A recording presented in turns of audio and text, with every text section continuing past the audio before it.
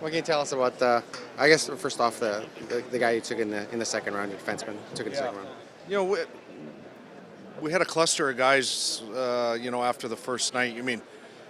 You basically sit and wait for 55 picks to go ahead, right? So we thought we were going to get a pretty decent player. We really like him. Real smooth skating, smart puck moving defenseman guy that put up some numbers in the OHL. So really happy that he fell to us, and a little bit of lacking in the organization on the right side too. So kind of hit two birds with one stone. Yeah, he's a lot of. Sorry, I was gonna say, clearly felt no need to move down, right? Like you found a guy that you really wanted to get there. Yeah. We had a cluster of 3 or 4 guys, and obviously at that stage of the game, as the picks go, so does the highlighter. So extremely happy with him. Kind of thought it was maybe 50-50 he'd be there, and for us, luckily enough for us, he was. We talked about this earlier. With only the 3 picks, did you feel like you had to almost try and hit a home run with this guy? No, I don't think you try to hit a home run. I think you try to, make sure you take the best player available. It's a cliche and everybody says it, but you're still picking, in layman's terms, the 56th best player in the draft. You still want to, take the best player. If everybody had hindsight and you go back in every draft, players get taken, sometimes too high and sometimes too late for different reasons of their development. So we had him targeted, probably a little bit higher, and unfortunately for him, he fell, but we're grateful he did. What can you tell us about the goalie? Just another big goaltender. Our goaltending guy, Jeff Saleko, very familiar with them, interviewed with them. So, he had a real good playoff. He took over the starting job in the playoffs as a young guy. So, just another guy that we can put in the stable and try groom. The numbers weren't great, like looking at the numbers, but what did you see in him that you liked and Well, I'm relying on my guys that, into the 6th round. You see it's goalie, and everyone's making the picks, and it's going by pretty quick. So our goalie guy liked him. We saw him as a team, and that's why we made the pick. It's all about projection.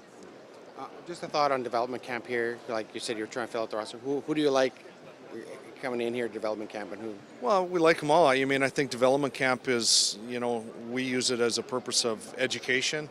Come in, learn, give them every resource and tool that we can to make sure that they go back to their respective places of where they're training and what they're doing in the off season, and come back at training camp, and this is what you're going to expect. You take some baseline tests and see where they are physically and see their deficiencies. We think we got another pick with Jaden Gruby that we traded.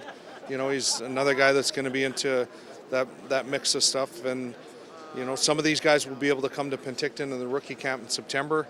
Some won't because of where they're at and where they're playing. So I think our biggest message is to make sure we send them back on their way with a lot of knowledge and a lot of expectations, and, got to get to work.